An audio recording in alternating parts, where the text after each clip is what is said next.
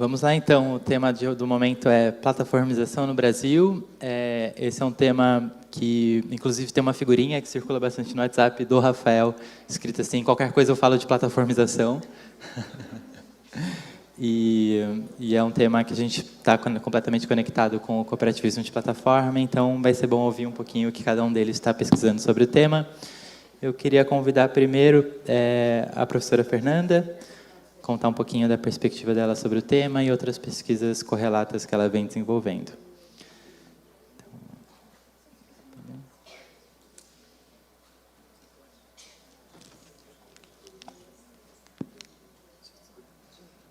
Só um segundinho.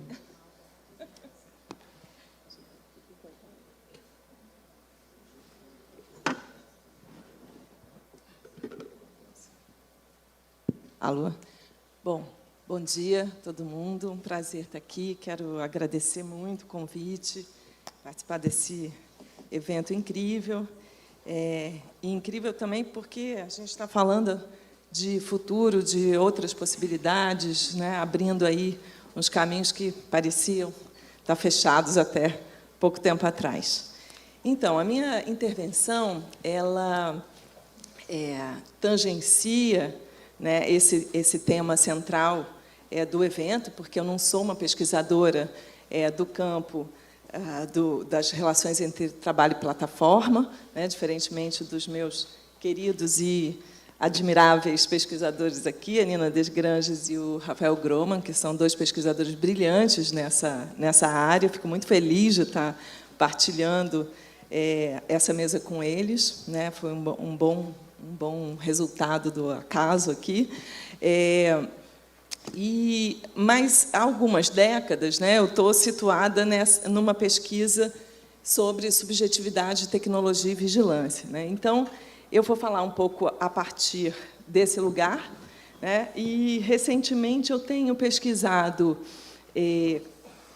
mais amplamente o tema da racionalidade algorítmica, tentando entender tanto os modelos de conhecimento quanto os modelos de gestão de condutas que são fundados em algoritmos e que se baseiam, né, ou se alimentam de dados extraídos das nossas ações e interações online, em plataformas e aplicativos. Então, tentando entender, né, de que maneira essa racionalidade se constitui, como que se produz, né, a partir desses dados, uma série de conhecimentos sobre nossas ações e nossas condutas, e também como que esses conhecimentos derivam numa série de estratégias de controle e de gestão dessas nossas condutas. Eu tenho, mais recentemente, me perguntado ou me voltado para um projeto que eu intitulei de Economia Psíquica dos Algoritmos, que é um projeto que tenta compreender como a nossa experiência online, né, sobretudo no âmbito das plataformas, se transforma numa matéria de extração de dados psicológicos e emocionais, ou de extração de dados que permitem inferir conhecimentos e informações sobre os nossos estados psicológicos e emocionais. E é um pouco sobre tentando fazer as perguntas, né, reverberar as perguntas que eu faço no seio dessa pesquisa para o campo aqui do tema do evento, que eu vou orientar aqui a minha fala. Então, porque a gente sabe, né, que tanto a racionalidade algorítmica quanto essa extração de dados psicológicos e emocionais, extração essa que também de alguma maneira, é utilizada para mobilizar mais e mais engajamento atencional, perceptivo, cognitivo, afetivo nas plataformas, né? A gente sabe quanto que isso é utilizado também e se aplica também no campo do trabalho, né? E uma das perguntas que orientam, né, o meu trabalho sobre racionalidade algorítmica é de que maneira essa racionalidade interpela as nossas subjetividades. né? E aí eu estendo um pouco essa pergunta para o campo, sem resposta, né, agora, para o campo do trabalho, de que maneira a racionalidade algorítmica interpela a subjetividade do trabalhador de plataforma, né? Então, copiando a excelente conferência do Rafael Groman ontem, eu vou levantar 4 pontos aqui, que são pontos de interrogação e inquietação para a gente pensar, uma vez que eu não tenho, propriamente, uma pesquisa sobre esse tema, né? Então, primeiro ponto, né, sobre plataformização em geral, né, a gente sabe que, nesses modelos da gig economy, a plataformização implica 2 processos, né, que são a datificação e a gestão algorítmica do trabalho. E, nesses 2 processos, a gente sabe que a gente tem vigilância por padrão, né? Vigilância por padrão no sentido de que o trabalho de plataforma é um trabalho continuamente monitorado em várias escalas. Numa pesquisa recente, publicada em 2020 pela Catherine Kellogg e vários outros autores, eles mencionam o que eles chamam de 6 R's, né? A ideia que operam nessa gestão algorítmica do trabalho de plataforma. O primeiro é um registro permanente da atividade, né? A gente não tem equivalente, talvez, até tenha pontualmente, mas não massivamente, como a gente tem no trabalho de plataforma. Então, primeiro, é isso, né? Um registro constante e permanente da atividade. A segunda é a restrição de comportamentos, ou seja, as escolhas do trabalhador na plataforma, ela é previamente definida como pelo que é mais relevante pelo algoritmo, né? Terceiro, esses trabalhadores estão sujeitos a uma arquitetura que funciona na base dos sistemas de recomendação, né, que é alimentada por uma série de recomendação, e essa recomendação, muitas vezes, se utiliza de estratégias como nudges, né, são os chamados empurrõezinhos da arquitetura decisional, eu vou falar daqui a pouco um pouquinho sobre isso, e se utiliza também de categorias que não são inteligíveis, nem muitas vezes conscientes para o próprio trabalhador. Então, ele trabalha num ambiente cuja arquitetura algorítmica e a arquitetura de decisão está o tempo inteiro influenciando e recomendando certas ações e escolhas, sem que ele tenha muita clareza dos princípios e critérios que operam aí. O terceiro é o rating, né? O terceiro não, desculpa, 1, 2, 3, o quarto. O quarto R é o rating, que é um sistema de avaliação constante, né? Então, essa arquitetura também ela tem embutida uma avaliação contínua da atividade do trabalhador, controlando também e pontuando seu comportamento com notas e etc. Os quinto e sexto R's são recompensas, também contínuas, e replacement, que é a substituição, ou seja, esses trabalhadores são facilmente substituíveis por outro, nesse modelo de plataforma, e eles são constantemente recompensados quando eles atuam, ou agem, ou se comportam apropriadamente, né? Usando aí, né, os princípios da gamificação para o campo do trabalho. Então, esse trabalho que se anuncia, né, muitas vezes como um trabalho sem patrão, como um trabalho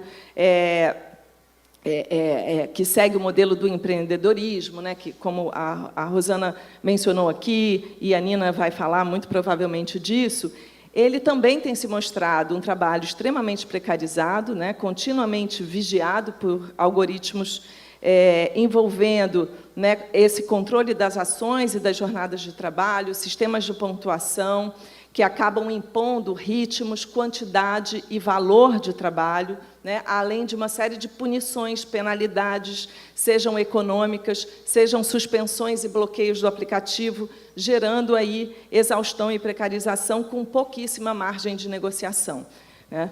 Tudo isso está, de alguma maneira, desenhado, é claro que isso não decide tudo, mas isso está desenhado na própria arquitetura algorítmica das plataformas de trabalho. Aí eu estou pensando, sobretudo, em plataforma de entrega e plataforma de de transporte, né? Então, eu destacaria aí, né, já que eu fui convidada para falar dessa temática de vigilância, que há uma vigilância mais individualizada aí nesse contexto, misturada a métricas de eficiência, desempenho e produtividade, né?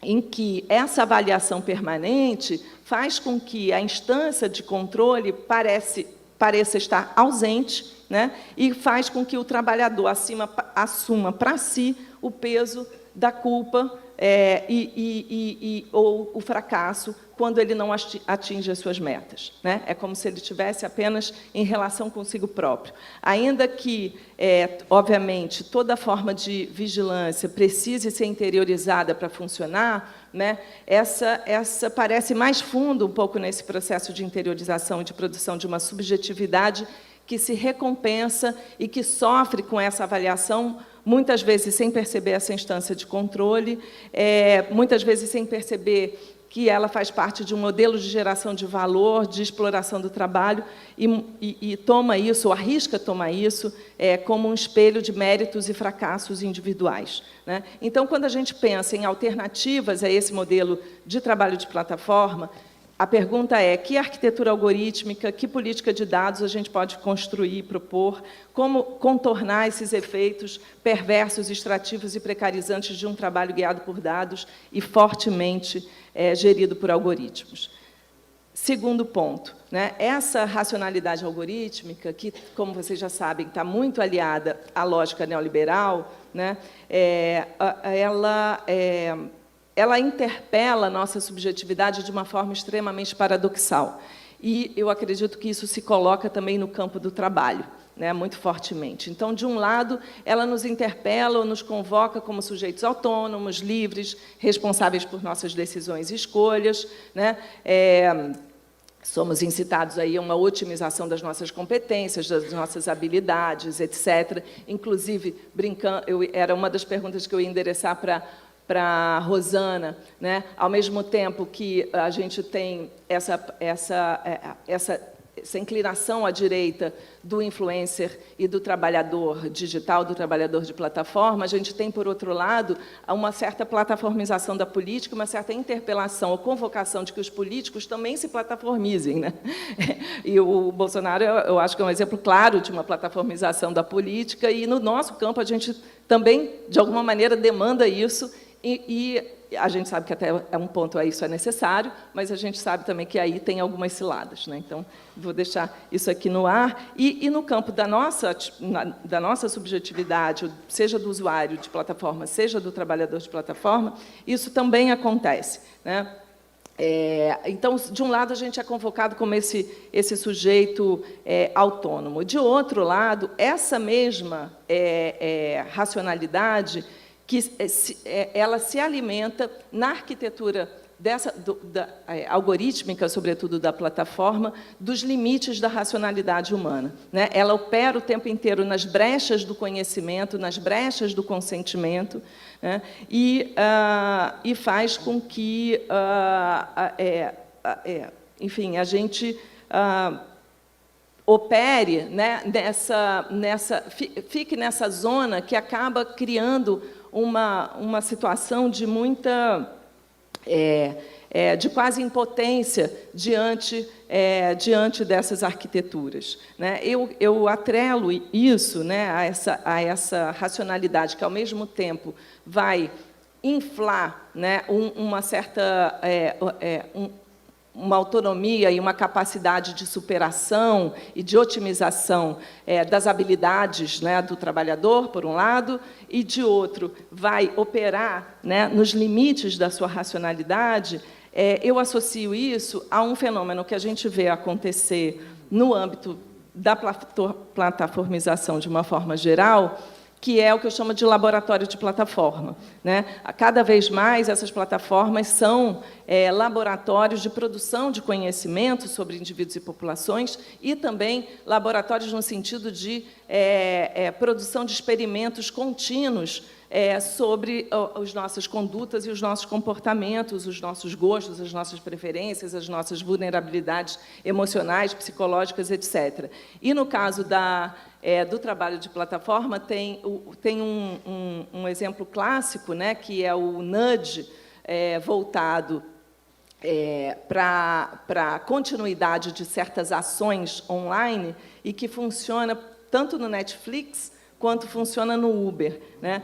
O nudge ele é um termo da ciência computacional, mais especificamente comportamental, mais especificamente da economia comportamental, né? Ele pode ser traduzido como uma espécie de empurrãozinho situacional que torna certas decisões mais prováveis do que outras em certos contextos, se você modula o contexto, né? E, como vocês sabem, as plataformas utilizam massivamente essas estratégias da economia comportamental e da psicologia comportamental para produzir favorecer certas decisões em detrimento de outras. E um exemplo clássico é o nudge que funciona no Netflix, que ativa o próximo episódio, né? E o mesmo princípio é o que ativa a próxima corrida do motorista de Uber antes dele terminar a que está em curso. Isso é baseado num conhecimento numa hipótese ou numa teoria da economia comportamental de que nós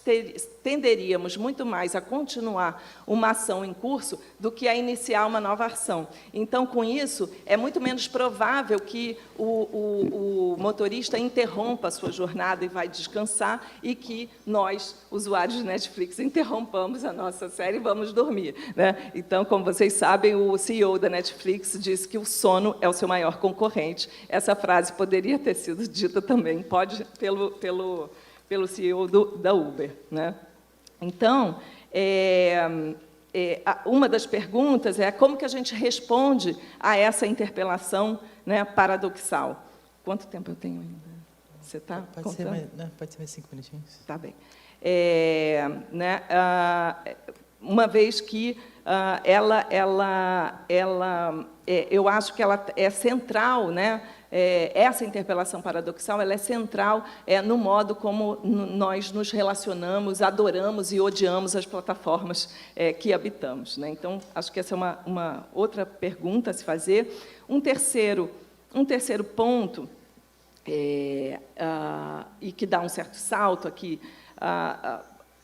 mas que dialoga com temas que foram tratados ao longo do evento, tem a ver com as muitas camadas de visibilidade, invisibilidade, de opacidades e de transparências que operam nas relações de trabalho, nessas plataformas, e que tocam, a meu ver, na questão da confiança, que, ao que me pareceu aqui, é algo fundamental no cooperativismo de plataforma, né? Então, um ponto que sempre me inquietou, né, na cultura de vigilância nos espaços de trabalho, em escolas e mesmo nas relações familiares e amorosas, é como que ela supõe, né, que a segurança está associada a um máximo de visibilidade, né, a um máximo de transparência, ao mesmo tempo em que a gente percebe que as relações de confiança são completamente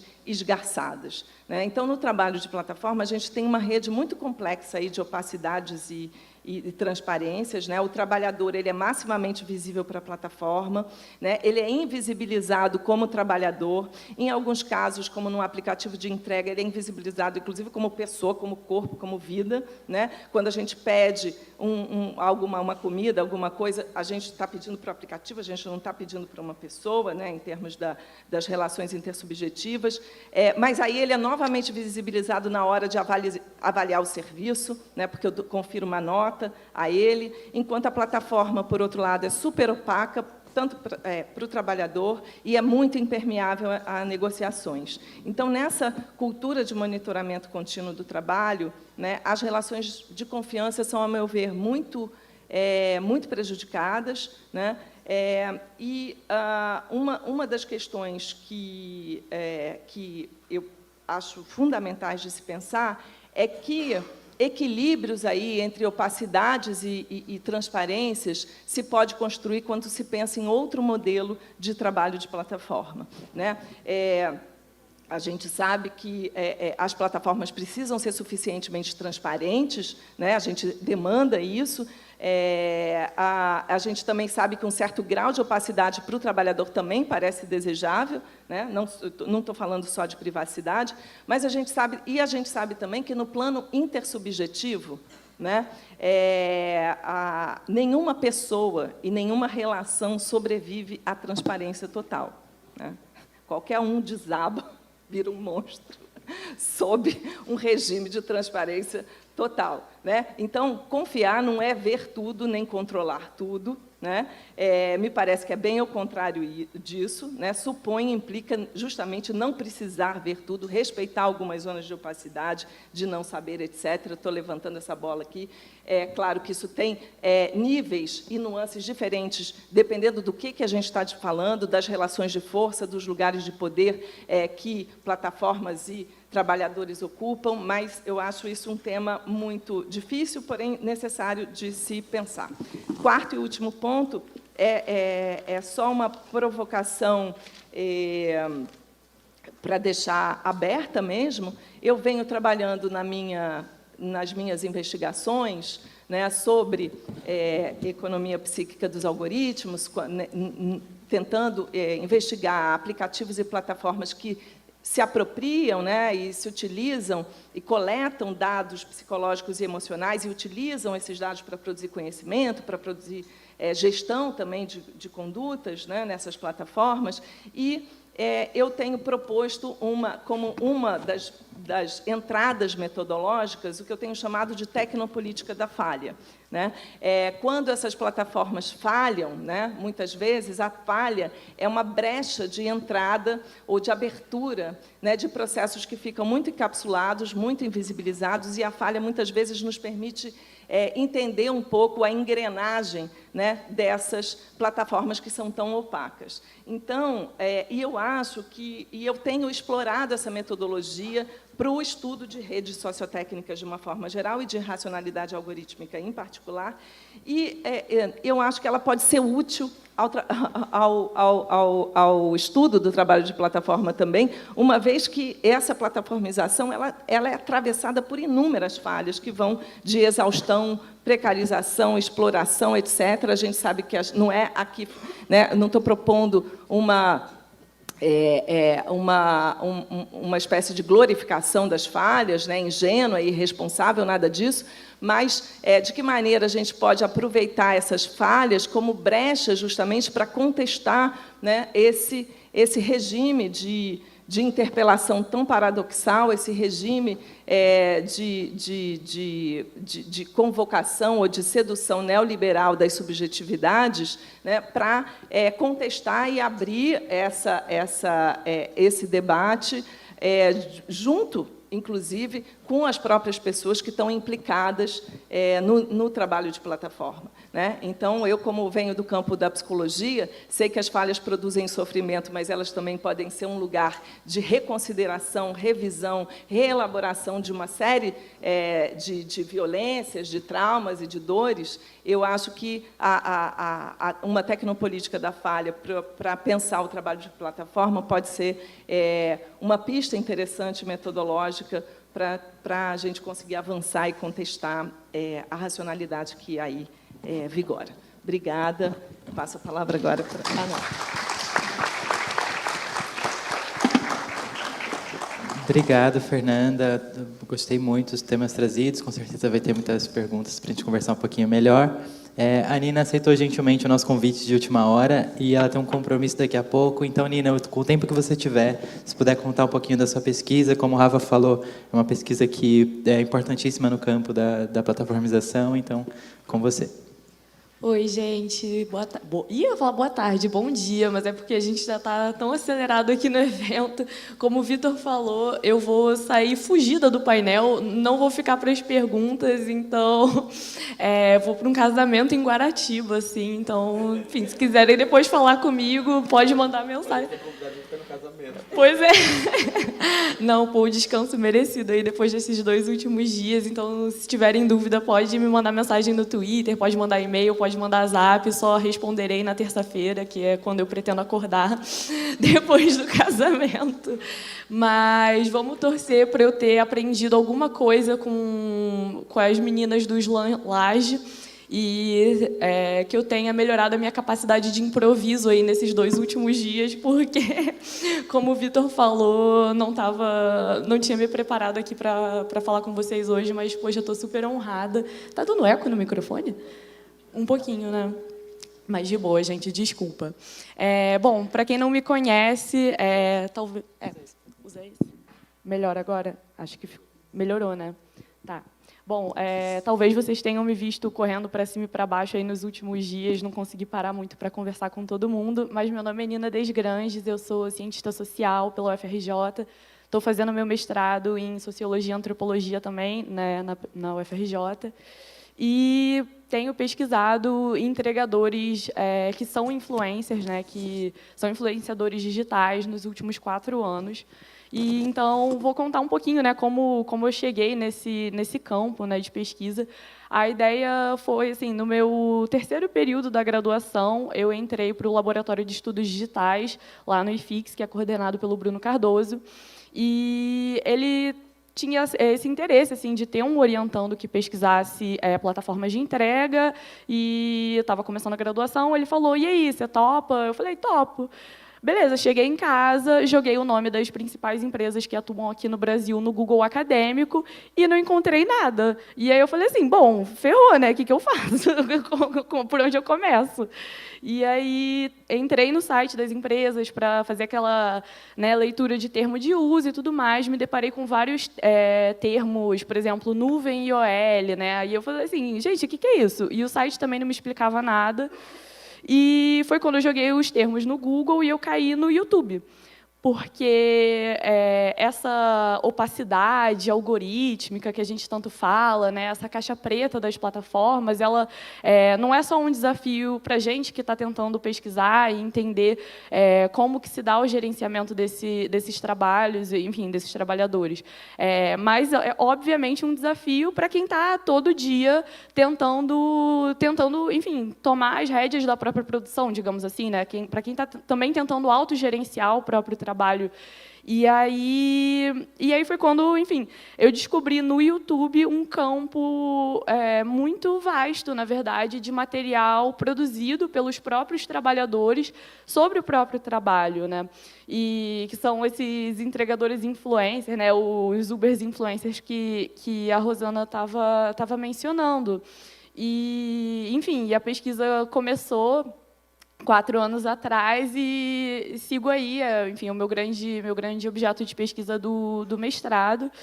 E aí queria, enfim, falar um pouquinho enfim, dos desafios e tudo mais, para mim, das minhas maiores questões de pesquisa nesse processo, né? A minha perspectiva é uma perspectiva etnográfica, né? Apesar o programa de sociologia e antropologia, no começo eu me identificava muito mais com a sociologia, mas eu acho que eu tenho que aceitar que eu sou muito mais antropóloga do que socióloga, e não tem muito como fugir disso. É uma pesquisa bem qualitativa, mas eu conto com a mega colaboração, parceria do Wixon Ribeiro, que é meu colega de laboratório, cientista social pela UFRJ também, que é assim um analista de dados fantástico, um pesquisador de uma capacidade crítica super apurada, e sem ele eu não estava aqui, a minha pesquisa não estava de pé, que é quem me ajuda também fazendo essa raspagem dos dados, né, do YouTube, dos comentários, porque se dependesse de mim, eu estava, que nem a Rosana falou, lendo o comentário por comentário na mão e transcrevendo e né, enfim, preenchendo a tabelinha na mão no Excel, e o Wixon raspa tudo, e não só raspa, mas ele também faz, enfim, análises maravilhosas desse material, enfim, um parceiro incrível nesse processo. E quando a gente fez, né, enfim, através, né, das métricas dos vídeos, ele faz essa raspagem através da API do YouTube. Não me perguntem como, eu não sei. Mas fazendo a análise dos vídeos mais populares, né, e fazendo essa análise lexicométrica dos comentários, é bem latente, assim, é super notável o papel desses vídeos na socialização, né, na inserção dos entregadores iniciantes, né, que estão começando, não só para também tentar entender, né, como que funciona, quais são as possibilidades e os desafios desse trabalho, mas também para criar redes de socialização, né, que a gente estava falando aqui, com outros entregadores, né, que essa inserção se dá muito também por grupos de Facebook, grupos de Telegram, grupos de WhatsApp, apesar, né, da gente pensar sempre o cara na moto, o cara na bike, como enfim, um trabalho muito individual, né, porque às vezes você fica sem contato. Na verdade, o que a gente observa, tanto nas redes sociais quanto nas ruas, é uma rede de solidariedade mesmo, uma rede de apoio muito grande, porque justamente, né, nesse corre de tentar entender, de tentar furar essa caixa preta, né, de tentar abrir, nem que seja uma frecha assim, dessa caixa preta de como que funcionam essas plataformas. Então, é isso, a falta de informação, né, por parte dos aplicativos de entrega, principalmente quando a gente está falando da opacidade de como que se dá o cálculo das remunerações, a dificuldade de se acessar também essas empresas, né, então você cai sempre num chatbot que não te dá uma resposta que você queria. Todo mundo que já tentou falar, né, enfim, com qualquer chatbot sabe como é extremamente frustrante, e ainda mais quando você está literalmente correndo contra o tempo, né, assim, você parar para tentar resolver os seus problemas com um chatbot é muito complexo. Então, você ter ali a informação de alguém que já passou por isso para te ajudar é fundamental, assim, para tentar resolver o seu problema da forma mais rápida. E também faz com que esses vídeos no YouTube desempenhem um papel fundamental no compartilhamento das informações práticas, mas não só dessas informações, mas também de modelos comportamentais e identitários, que são fatores que a gente conseguiu observar, obviamente, mais na pesquisa etnográfica, né, não na raspagem de dados, e é sobre isso que eu queria falar um pouquinho com vocês, que é um dos pontos centrais da minha pesquisa, é a imagem do cachorro louco. E aí peço desculpas, assim como vários outros palestrantes aqui hoje que tentam falar um pouquinho sobre o Brasil. É muito difícil traduzir o que seria o cachorro louco, né, o mad dog, mas enfim. Eu não sei ainda qual é o melhor termo analítico para definir se é uma imagem, se é, enfim, uma persona, se é um selfie, o selfie mad dog, talvez, não sei. Mas enfim, é quase que uma estética também, pelo qual esses entregadores influencers performam para justamente estar na posição de influenciador. Então, né, enfim, porque o influenciador, teoricamente, ele está ali compartilhando uma expertise, né? Então, eu conheço mais a plataforma do iFood porque eu sou um entregador raiz, e eu vou estar tentando mostrar a real para os entregadores que são Nutella. Novamente, mil desculpas, não faço ideia como vocês vão traduzir isso. Mas então, o Museu de Memes da UF é uma ótima indicação para quem está tentando entender o contexto brasileiro da internet, assim. E aí a pesquisa gira muito em torno disso, né? Assim, como que se dá essa produção de expertise e o que é esse cachorro louco, né? Enfim, o cachorro louco ele não está só na performance, né? Agora, na verdade, gente, desculpa, é isso que dá não preparar a apresentação. Eu não falei muito bem o que são esses vídeos, né? Esses vídeos que esses entregadores influencers compartilham, a maioria deles são motovlogs. Então, é muito diferente, talvez, de blogueiros tradicionais que ficam falando com a câmera, né? A câmera está no capacete e eles fazem vídeos basicamente sem corte, fazendo as entregas. E enquanto eles estão fazendo as entregas por, sei lá, 4, 5 horas seguidas, eles vão conversando com a câmera e conversando também com esse público, que é um público projetado, né? E essa também é uma das grandes discussões que eu faço na minha pesquisa, que é o potencial metodológico desse material para a antropologia, né? Porque uma das discussões mais clássicas da antropologia, e há 100 anos os antropólogos estão se matando para tentar entender qual é a melhor forma de acessar o olhar desse nativo, né? Em muitas aspas aí o nativo, mas como compreender a alteridade. E para mim, assim, eu acredito muito no potencial etnográfico desse material, porque é completamente diferente. Você está literalmente acompanhando o ponto de vista, porque a câmera está no capacete, então, para onde o entregador olha, o etnógrafo também está olhando, do que, por exemplo, você fazer uma pesquisa numa porta de fábrica, na hora da entrada e da saída, né, dos entregadores, enfim, dos metalúrgicos, digamos assim, né? Então, uma pesquisa que não é a mesma coisa, obviamente, de subir em cima da moto. Eu não estou falando que a pesquisa acontece sem mediação, né? Você tem, inclusive, a mediação dos algoritmos do YouTube, que, obviamente, interferem na minha pesquisa, mas nunca, né, esse alcance do nativo ocorre de forma intermediada, né? A etnografia é um diálogo, mais do que qualquer coisa.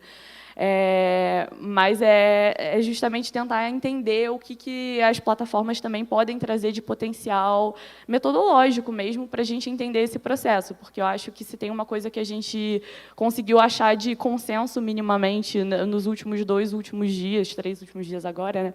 Mas é que, enfim, não dá para enfim, ignorar as transformações que as novas tecnologias trouxeram para o mundo do trabalho. A gente não pode usar as mesmas metodologias que quem pesquisa a sociologia do trabalho, por exemplo, usava 100 anos atrás para entender como que são, né, as dinâmicas, as dificuldades e as subjetividades dos trabalhadores, porque o contexto é outro.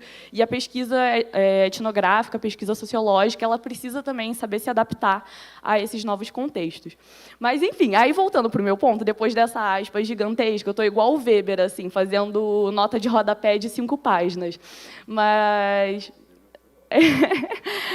enfim, o que seria, né, essa questão do cachorro louco? Eu falei, ela não está só na performance, então não é só o cara filmar, por exemplo, um vídeo assim, dicas para ser um bom motoboy.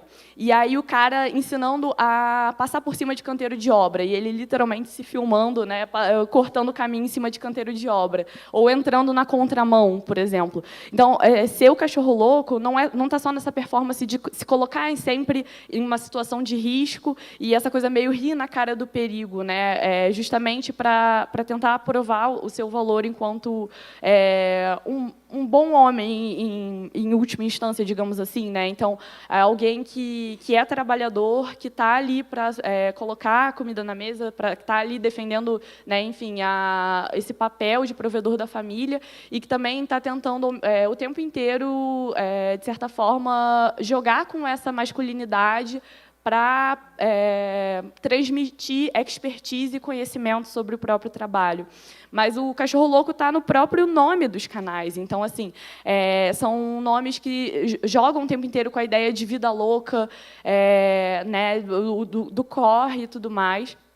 Ou, então, o nome dos canais está sempre associado à moto, que enfim, um outro fator super importante também, enfim, dessa identidade, desse selfie, digamos assim, cachorro louco, mas que eu não vou entrar aqui, porque, senão, eu vou chegar atrasada no casamento. Eu também não quero ficar enrolando vocês com uma apresentação que não foi muito bem preparada.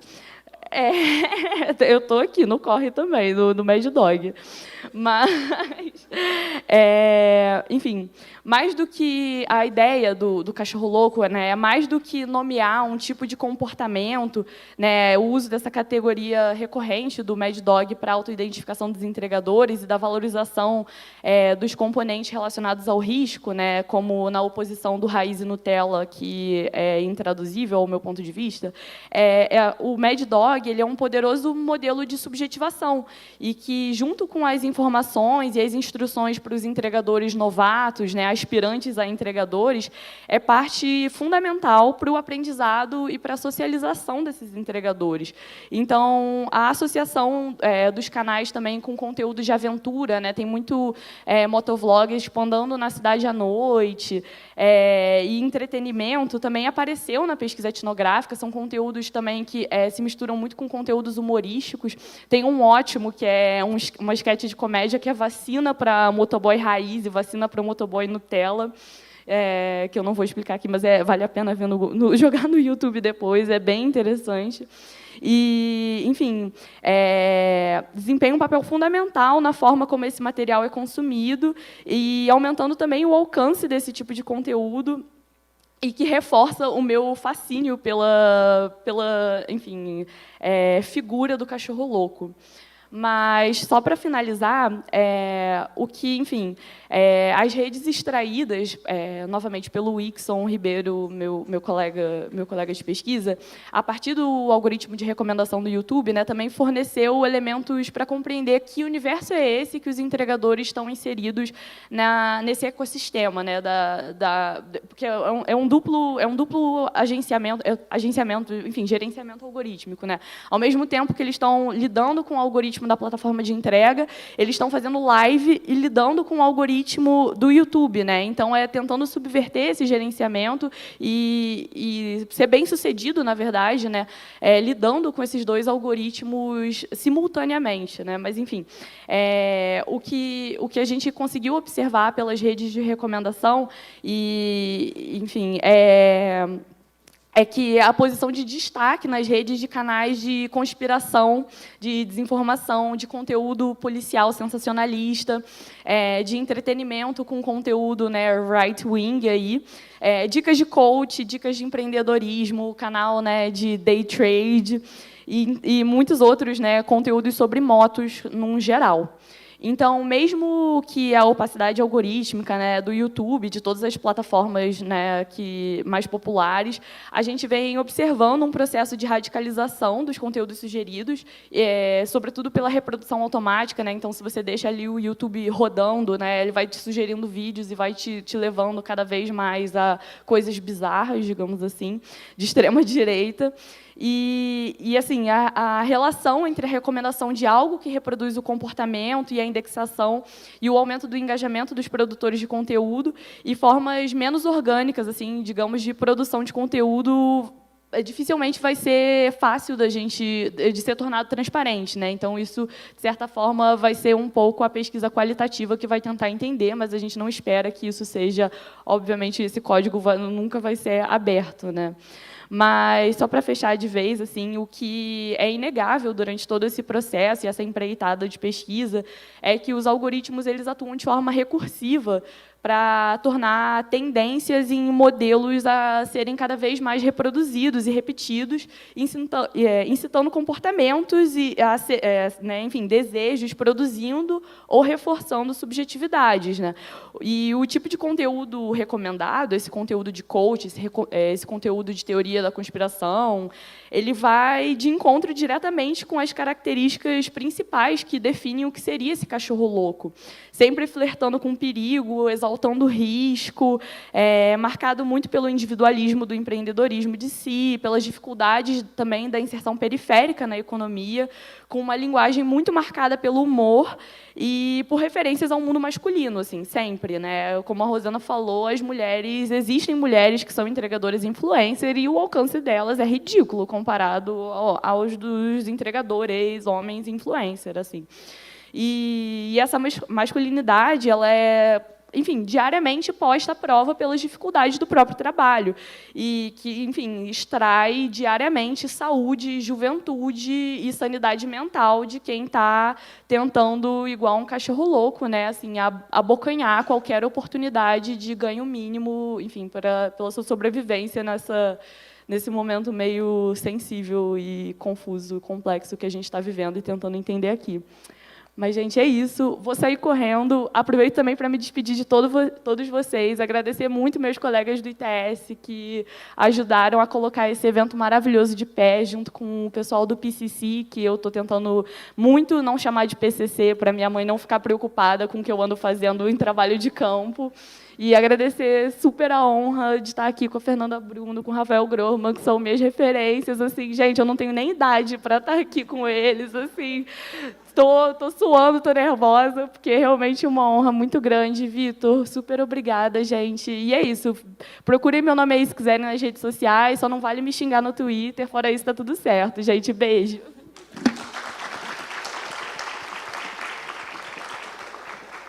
Se já foi tudo isso improvisando, imagina preparado, hein? Obrigado, Nina. A gente vai ouvir por último, então, o professor Rafael Grossman contar um pouquinho sobre plataformização, as pesquisas sobre farmácias de clique. Não. Farmácia. Bom dia. Me ouvem bem? Ótimo. Gente, primeiro, pedir desculpa também, porque fui convidado para este painel 10 minutos antes dele começar, do tipo, vamos, né? E não para vir de short, pós-karaokê, aquela coisa toda, sem voz.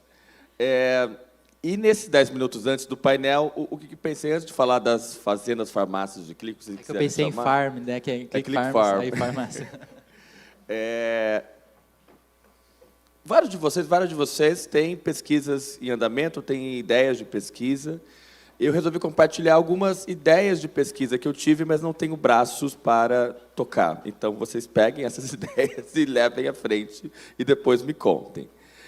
Já que o tema é plataformização no Brasil, algumas das questões que têm me intrigado, eu acho que vale a pena alguém continuar essas ideias. A primeira delas o jornal The Guardian, há algum tempo, lançou um dossiê, um especial, chamado Uber Files, ou os arquivos Uber, e que mostra algo que a gente, de uma maneira, já sabia, acontece em outros setores, mas as estratégias fortes de PR, de relações públicas, de lobby e de grana pesada. O próprio Renan Calil ontem falava do caso da Uber também, e que mostram como isso não é algo novo, por um lado. Por outro, parece ter algumas nuances novas, em termos de como são as estratégias de relações públicas de lobby das plataformas.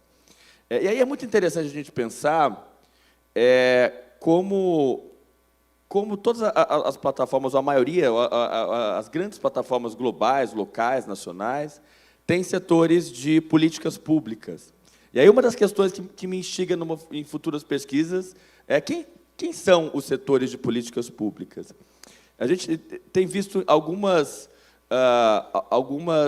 caminhos ao redor do mundo mostrando como vários setores de políticas públicas têm mudado seus setores de pessoas mais ligadas ao universo do direito para a contratação de mais sociólogos, antropólogos, cientistas políticos. E mesmo, por exemplo, nos Estados Unidos, que contrataram a Alex Rosenblatt, que escreveu o livro Uberland, e que foi contratada depois pela Uber.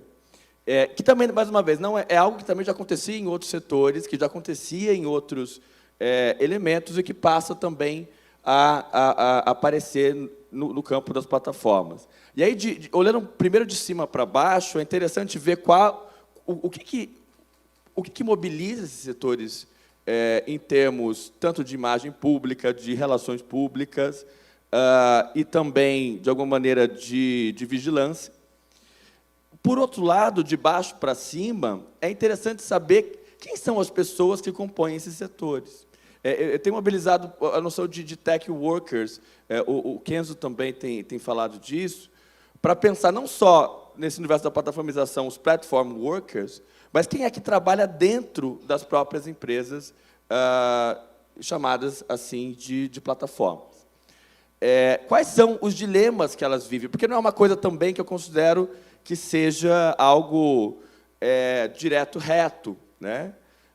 No universo, inclusive, de mercado de trabalho. No caso aqui, estou falando, inclusive, de cientistas sociais ou mesmo profissionais que vão trabalhar lá por N motivos. Então, quais são os dilemas, quais são as contradições, as ambiguidades que se passa nesse processo. Eu acho que esse é algo que até daria uma ótima pesquisa transnacional e acho que poderia ser interessante, pegando um gancho nesse próprio caso do Uber Files. A segunda questão tem a ver com a vigilância também, que eu acho que tem muita coisa a ser feita, especialmente durante a pandemia, a questão não só da própria vigilância das plataformas dos chamados gig workers em relação aos trabalhadores, em relação aos outros diversos stakeholders, inclusive com contratações de agências terceiras e tal, como também as plataformas de trabalho remoto, e como se intensifica a vigilância, a questão da vigilância e softwares de vigilância para o trabalho remoto, em termos de controle desse trabalho remoto. Eu orientei uma dissertação de mestrado do Fabrício Barilli, que analisa 2 desses softwares. Um chama TerraMind, o outro esqueci o nome, a essa hora, não preparada. E que mostra um pouco essa questão. Bom, você está no trabalho remoto e o teu chefe sabe se você fica com a tela da videoconferência minimizada durante mais de 1 minuto e manda um e-mail para ele dizendo o cara está, ou a cara está com a tela minimizada mais de 1 minuto. Ou seja, quais são essa ideia de uma inteligência artificial é meu chefe, não só no caso de quem está se movendo pelas cidades, mas no caso de quem está trabalhando remotamente, né? Então, acho que tem campo de pesquisa também mais forte nessa área. Um outro ponto que eu considero central além, óbvio, dessa questão dos próprios tech workers, como eu falei, eu acho que precisamos de mais pesquisa articulando a relação de tech workers com quem está... quem é que está projetando as plataformas? Quem é que está desenvolvendo as plataformas? Precisamos de mais pesquisas nisso. Além disso, as relações entre trabalhadores e indústria da desinformação. Considero que uma referência global nisso é o professor Jonathan Ong, da Universidade de Massachusetts. A gente traduziu um texto dele chamado Trabalhadores e Combate à Desinformação. E a gente está agora numa pesquisa juntos, pensando também em alguns países do sul global, Brasil, Filipinas, especialmente, de pensar quem são os trabalhadores por trás da produção e circulação de desinformação. E aí, pensando, não, para além dessa história do é bot ou não é, né, que até a pergunta também que fizeram para a Rosana, mas o que se tem por trás disso? Considerando desde... Eu estava para escrever um texto antes das eleições, não consegui, agora já foi. O nome do texto, que não foi escrito, só tem o título, do Gabinete do Ódio às Fábricas de Desinformação. Porque tem essa ideia de que Carluxo, do alto do seu gabinete, manipula tudo de um gabinetezinho. Não é, eu acho que você tem não gosto dessa palavra muito, ecossistema, mas tem um ecossistema mais complexo da indústria de desinformação. Então, desde... O Jonathan fala em alguns níveis, desde uma desinformação do Estado, até algo que eu acho também aí você tem um bom caminho de pesquisa ainda não realizado por ninguém, que também não é novo, quem são as pessoas que produzem e circulam desinformação dentro de agências de publicidade, dentro de agências de comunicação. Eu venho da área de comunicação, então isso é muito interessante de ver e também não é algo novo. Desde antes... Eu estudei em Juiz de Fora, teve uma eleição lá que contrataram atores para ficar nos pontos de ônibus, dizendo que a candidata ia obrigar as pessoas a adotarem pessoas trans. E aí as pessoas ficaram horrorizadas, porque eu já tenho 8 filhos, não vou adotar uma pessoa trans em casa, ela seria muito bem-vinda, mas isso estou falando assim, em 2008. Né? E aí isso vai se intensificando. Né? E aí conectando até com o próprio, de outro jeito, com a própria pesquisa da Rosana, até chegar nas próprias fazendas de clique. Né? Como você tem camadas aí de produção e circulação de desinformação do que o Jonathan tem chamado de disinformation for hire, de desinformação por contratação. Eu acho que a gente precisa também de mais pesquisas nessas intersecções. E acho que as fazendas de clique no Brasil, especialmente, eu tenho argumentado isso, eu estive chique essa semana, falei até para a BBC em Londres, para nós aqui a gente só fala para o Sul Global, dizendo como o Brasil parece ter um universo um pouco único das fazendas de clique. Porque fazenda de clique é um nome que, primeiro, é um nome que não é nada de epistemológico, né, apareceu assim, né, um nome meio do popular, assim. E no Sudeste Asiático, muitos call centers, em que as pessoas com vários... Da Click Farm no Google Imagens vai vir uma moça com vários celulares clicando em vários ao mesmo tempo. No Brasil, parece ter um cenário talvez único, não tenho certeza ainda disso, mas além de das Click Farm ser uma questão das periferias globais, como no Brasil elas se colocam como plataformas de cloud work ou de crowd work, o que não acontece em outros lugares, com o gerenciamento algorítmico e com as características de plataformas. As principais no Brasil, uma mudou de nome esses dias, eu acho que era ganhar no Insta, virou ganhar nas redes, eu estou fazendo propaganda para quem quiser, né? A outra, gente, tinha eu decorei isso, fiquei horas no espelho. A outra se chama Dizu, e que fechou. A Dizu, a descrição dela é linda. Uma startup inovadora, uma empresa de marketing voltado para redes sociais, que descobriu uma dor, que descobriu uma forma de suprir a dor de pessoas que desejam se tornar famosas, e de suprir a dor de pessoas que precisam de uma renda extra e, assim, conectá-las. E aí é muito interessante, porque, no caso das fazendas de clique no Brasil, vem o jornalista dizendo, e aí, o Arthur Aguiar comprou clique, e aí o Bolsonaro comprou clique. Eu falei, não, é o influencer médio. Até já chamo aí um ou outro perdido, daí você tem jogador da Série B, você tem músico sertanejo do bar da esquina. E aí é muito interessante, daí tem uma parte... Isso vocês podem ver, para quem não conhece esse universo. A gente acabou de publicar um texto na revista Work Organization, Labor and Globalization sobre isso. E quem não tiver a fim de ler um texto em inglês, a gente fez 2 desenhos animados explicando um pouco dessa história. Está no YouTube do DigiLabor. E uma coisa que a gente não fez ainda, faremos, mas também, se quiserem fazer, podem fazer, quanto mais melhor, é saber quem são esses clientes que compram os cliques. Porque me parece que, mais do que um malvadão que vai lá e vai comprar cliques, o que a gente tem visto são personal trainers, até advogados, psicólogos, profissionais liberais que perderam o emprego também durante a pandemia e enxergam no Instagram, especialmente, agora crescendo mais TikTok e Quai, uma maneira de também, eu preciso de mais seguidores para conseguir credibilidade, reputação e tal. Então, até a gente está pensando assim, de que maneira vamos conversar com essas pessoas sem ser oi, você compra clique? Disso eu já sei. Mas quem são essas pessoas por trás disso? Parece ter um circuito perverso nas fazendas de clique, que envolve não só quem passa o dia ganhando 0,005 centavos por tarefa, atuando muitas vezes com 200 contas, com todo um mercado fake, que é uma mistura de Deep Web com Feira Livre, com 25 de março, com Saara. E o último texto, eu cito muito tanto Rosana quanto Ludmila Bilho, porque você tem um papel muito fundamental nas fazendas de clique do revendedor de conta. Os meus pais trabalham como... Meu pai trabalha como revendedor de chapeado, folheado a ouro e prata há muito tempo. Minha mãe trabalhou revendendo brinquedo, uísque falsificado do Paraguai. E a Ludmila conta no livro dela, magistral, sobre revendedoras da Natura. E o que eu falei para os meus pais e para a Ludmila é que a moda agora é revendedor de conta falsa. Inclusive, tem um deles que é o Drake revendedor de conta fake. E que vai atualizando essa figura do revendedor